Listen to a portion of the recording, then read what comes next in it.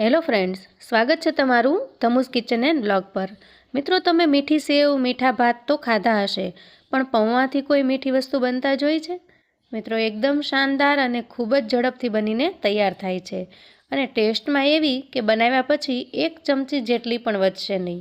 તો મિત્રો, આવી એકદમ યુનિક અને અલગ રેસિપી ચાલો બનાવીએ। તો અહીંયા સૌથી પહેલાં આપણે ગોળ લઈ લેશું।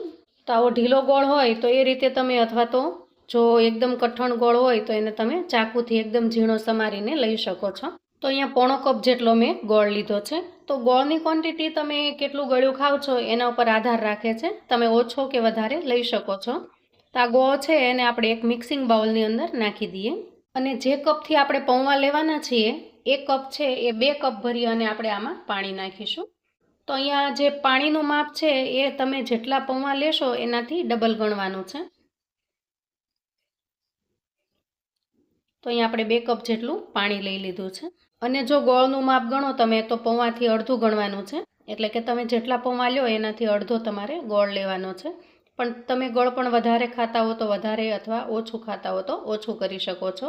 હવે આપણે જે ગોળ છે એને પાણીની અંદર મિક્સ કરી લેવાનો છે। તો અહીં આપણે ચાસણી કે કોઈ વસ્તુ નથી બનાવવાની, આપણે ગોળના પાણીને ગરમ પણ નથી કરવાનો, બસ એકદમ સિમ્પલ છે કે આપણે જે ગોળ છે એને પાણીની અંદર સારી રીતે મિક્સ કરી લેવાનો છે। એકદમ સિમ્પલ અને ખૂબ જ સરસ રેસિપી બનીને તૈયાર થાય છે। મિત્રો, એક વખત તમે શિયાળાની આ ઠંડીની અંદર સવારમાં જો આ રેસિપી બનાવીને તૈયાર કરી લીધી તો ખૂબ મજા પડી જાય એવી સરસ બને છે। તો અહીં આપણે આવી રીતે છે ગોળને પાણીની અંદર મેલ્ટ કરી લીધો છે। તો જ્યાં સુધીમાં આપણે આગળની તૈયારી કરીએ ત્યાં સુધીમાં જેટલો વધ્યો છે એ પણ સારી રીતે મેલ્ટ થઈ જશે। તો આપણે હવે આને સાઈડ પર મૂકી દઈએ। તો અહીંયા મેં એક આવી મોટી ચાળણી લઈ લીધી છે અને જે કપથી આપણે પાણી નાખ્યું હતું ગોળનું એ જ કપથી અહીંયા મેં પૌવા લીધા છે। તો અહીંયા 2 કપ પાણી નાખ્યું હતું તો 1 કપ પૌવા લઈશું। આ મેજરમેન્ટથી કરશો મિત્રો તો રેસિપી એકદમ મસ્ત અને સરસ બનીને તૈયાર થશે। તો પૌવા એકદમ ચોખ્ખા જ હોય છે મિત્રો, છતાં પણ ચાળણીથી આપણે એક વખત ચાળી લેવા જોઈએ, જેથી કરીને એના અંદર કાંઈ પણ કચરો હોય અથવા તો કાંઈ પણ ઝીણી ડસ્ટ હોય એ બધી જ નીકળી જાય। તો આ રીતે આપણે પૌવાને એકદમ ચોખ્ખા કરી લેવાના છે। તો અહીંયા પૌવાને આપણે ખૂબ સારી રીતે સાફ પણ કરી લીધા છે। તો અહીંયા ગેસ ઓન કરી અને મેં નોનસ્ટિક પેન મૂકી દીધું છે। અહીંયા આપણે એક નાના ચમચા જેટલું ઘી નાખીશું। ઘીનું પ્રમાણ તમે ઓછું કે વધારે કરી શકો છો। તો જો મેં અડધા કરતાં પણ ઓછો નાનો ચમચો હોય એવું નાખ્યું છે અને આ બાકીનું વધ્યું છે એ ઘી છે એને હું રાખી લઉં છું।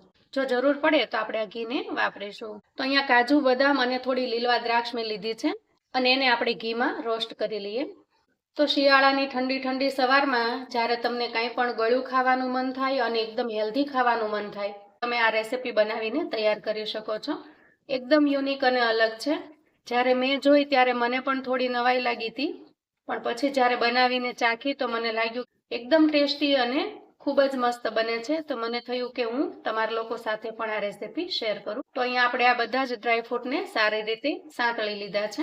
હવે આપણે જે 1 કપ ભરીને પૌવા લીધા છે એકદમ સરસ સાફ કરેલા, એને આપણે એડ કરી દઈએ। અહીંયા પૌવા છે મેં મીડિયમ લીધા છે, બહુ જાડા પણ નથી અને સાવ પતલા પણ નથી, એવા પૌવા અહીંયા મેં લીધા છે। તમે કોઈ પણ પૌવા લઈ શકો છો, પણ આ પૌવાથી રેસિપી ખૂબ સરસ બનશે। તો અહીંયા પૌવાને પણ આપણે સારી રીતે રોસ્ટ કરી લેવાના છે। તો અહીંયા આપણા પૌવા છે એ ખૂબ સારી રીતે શેકાઈ ગયા છે। તમે જોઈ શકો છો કે પૌવા છે એ સંકોચાઈ ગયા છે, શેકાઈને સરસ તૈયાર થઈ ગયા છે। તો આપણે જે ગોળનું પાણી બનાવ્યું હતું એ પણ સરસ તૈયાર થઈ ગયું છે। તો અહીંયા આપણે ચાણી રાખી અને પછી ગોળનું પાણી એમાં એડ કરીશું, જેથી કરીને કાંઈ પણ અશુદ્ધિ હોય તો એ ચાણીની અંદર આવી જાય। તો અહીંયા આપણે ગોળનું બધું જ પાણી છે એ અંદર ઉમેરી દીધું છે।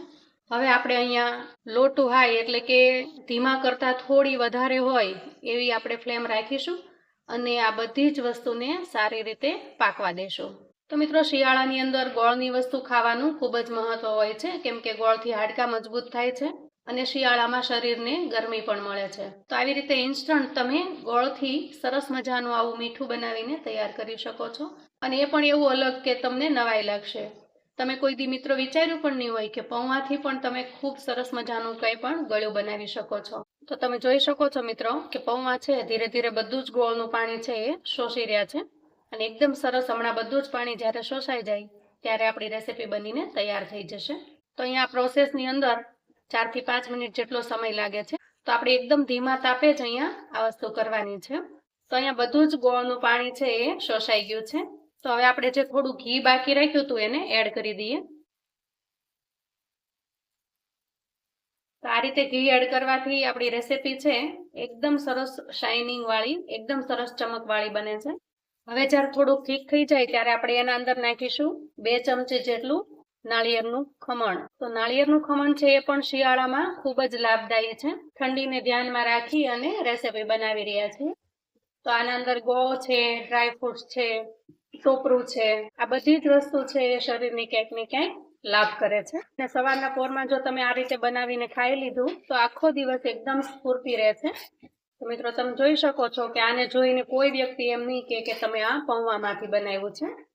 અને ખાવામાં એકદમ ટેસ્ટી છે મિત્રો, એની હું તમને ગેરંટી આપું. તો અહીંયા તમે જોઈ શકો છો કે પાણી બધું જ શોષાઈ ગયું છે અને નીચે ઘી એ છૂટું પડી ગયું છે. તો તૈયાર થઈ ગઈ છે આપણી ઠંડીની એકદમ હેલ્ધી એવી રેસીપી. તો મિત્રો ઘણી વખત આપણે શું ઘઉંના ફાડાની લાપસી કરતા હોઈએ છીએ અથવા તો ઘઉંનો શીરો બનાવતા હોઈએ છીએ. તો આ એકદમ ગ્લુટન ફ્રી, એકદમ સરસ મજાનો નાસ્તો બનીને તૈયાર થઈ જાય છે. તો મિત્રો એકદમ હેલ્ધી અને ખૂબ જ ટેસ્ટી એવી આપણી સરસ મજાની મીઠી રેસીપી બનીને તૈયાર થઈ ગઈ છે. તમે કોઈને આ રીતે પીરસશો તો કોઈને ખ્યાલ પણ નહીં આવે કે તમે આ પૌવામાંથી બનાવ્યું છે. એકદમ ટેસ્ટી બનીને તૈયાર થાય છે અને એકદમ યુનિક છે. તમે જેવી રીતે ઘઉંનો શીરો કે ઘઉંના ફાડાની લાપસી બનાવો છો એવી જ રીતે તમે આ વસ્તુ પીરસશો તો કોઈને ખ્યાલ પણ નહીં આવે. હવે આના ઉપર આપણે થોડું ટોપરાથી ગાર્નિશ કરી લઈએ. તો અહીંયા ટોપરાનું ખમણ લીધું છે મેં થોડું. તો શિયાળાની ઠંડી સવારમાં આવો ગરમા ગરમ નાસ્તો તમારા શરીરમાં એકદમ નવી સ્ફૂર્તિ લાવી દેશે. તો મિત્રો આને તો હું પૌવાની લાપસી કહીશ. તમે એને શું નામ આપો છો એ મને કોમેન્ટમાં જણાવજો. તો આવું અવનવું જાણવા માટે ચેનલ પર જો તમે નવા છો તો ચેનલને સબસ્ક્રાઈબ કરો. વિડીયો ગમે તો લાઈક અને શેર કરો.